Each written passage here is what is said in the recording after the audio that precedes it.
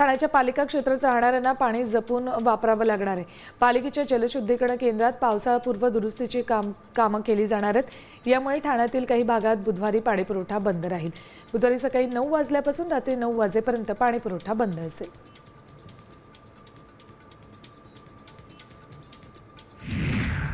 नवी मुंबई विमानतळावर 6 ऑगस्टपर्यंत take off आणि लँडिंगची सुविधा उपलब्ध नाहीये। त्यामुळे या कालावधीत विमानतळाचा वापर करू नये अशी नोटीस हवाई प्राधिकरणाने दिली आहे। त्यामुळे या विमानतळाचं जूनमध्ये होणारं उद्घाटन पुन्हा लांबणीवर जाण्याची शक्यता आहे।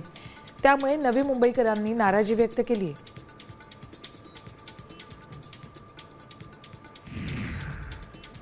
MSRDCद्वारे पुण्यातील रिंग रोड प्रकल्पाचं बांधकाम औपचारिकरित्या सुरू करण्यात आले।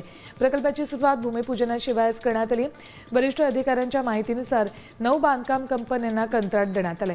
अनेक ठिकाणी प्रत्यक्ष काम सुरू झाले। या प्रकल्पासाठी अंदाजे 42,711 कोटी रुपये खर्च अपेक्षित आहे।